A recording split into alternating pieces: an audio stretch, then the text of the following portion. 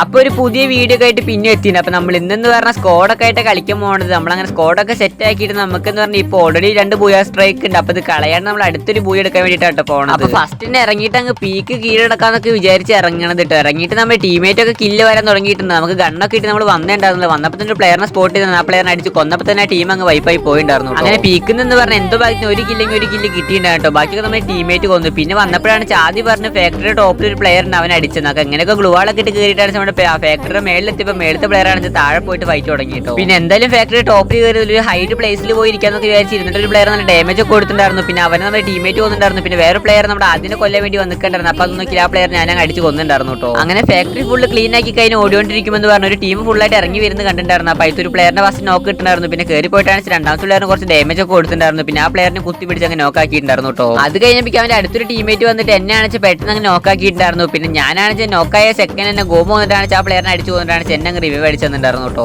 അങ്ങനെ ഇവിടുത്തെ ടീമും തീർന്നിട്ടുണ്ടായിരുന്നു. പിന്നെ ക്ലോക്ക് ടവർ കയറിപ്പോഴെന്ന് പറഞ്ഞാൽ അവിടെ ഒരു പ്ലെയറിനെ സ്പോട്ട് ചെയ്തിട്ടുണ്ടായിരുന്നു. അപ്പോൾ ഒന്നും ആ പ്ലെയറിനെ ഫസ്റ്റ് ടൈം നോക്കാക്കിയിട്ടുണ്ടായിരുന്നു കേട്ടോ. പിന്നെ കയറി പോയിട്ട് അതങ്ങ് ഫിനിഷ് ഒക്കെ ആക്കിയിട്ടുണ്ടായിരുന്നു. പിന്നെ പോണ വയ്ക്കെന്ന് പറഞ്ഞാൽ ലാസ്റ്റ് ആ ഒറ്റൊരു പ്ലെയർ ഉണ്ടായിരുന്നു. എന്നെ അടിച്ച് നോക്കാക്കിയത് തന്നെ നമ്മുടെ ടീമേറ്റ് അവന് കൊന്നിട്ടാണ് കളി പോയി അടിച്ചിട്ടുണ്ട്. അപ്പോൾ ലൈക്ക് അടിക്കാത്ത മച്ചന്മാർ ജസ്റ്റ് ഒരു ലൈക്ക് അടിക്കാൻ മറക്കണ്ട. അപ്പോൾ ഓക്കെ ബൈ.